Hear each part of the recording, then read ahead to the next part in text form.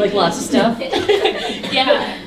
So basically, lately I've been more tuning into getting more creative and doing graphic design stuff. So I've been working on business cards for people, doing websites, designing websites, and I'm actually going to be leaving my current job and probably changing jobs, and then changing, going back to graphic design and going to my semester of graphic design this fall.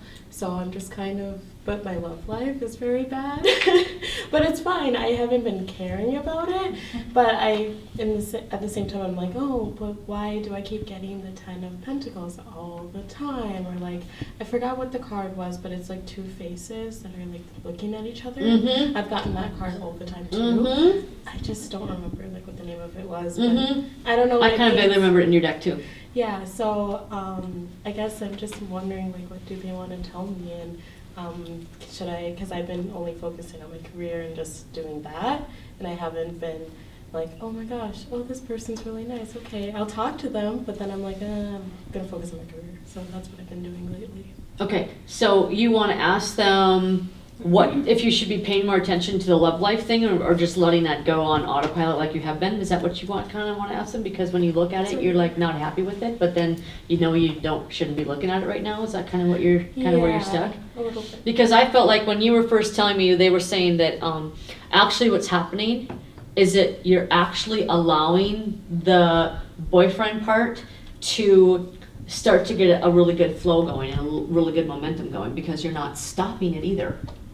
So they're like, when you're focusing on your career, that's your flow pulling you over, saying, hey, let's focus over here, and then because this was pulled down, as Abraham Hicks uses the example, your cork was pulled down below water with the whole guy thing for the last little while. And now when you go over here and focus on career, it can naturally do what it naturally does, which is float.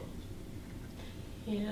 Okay. So, because everything naturally floats. Everything in the universe always naturally floats. We are the ones that add the weight to it. We add the ballast. We add the lead anchors. We pull it down. So, they're saying it's really good because they're saying, how many stories have you heard from people when they're like, and I wasn't even looking, and that's how I found my husband.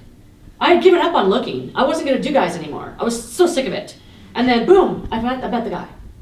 Because you allow the universe to say, thank you, now I can line you up in the right place at the right time. And they're saying, you are working on your boyfriend thing all day long. Because it's in your flow. So everything that's in your flow is always being worked on all day long. So whether you're consciously working on it or not, it's still in your vibration because it's what you want. So they're like, okay, they're telling me, okay, to manifest stuff, we don't have to actually babysit it. Big take home here. Okay?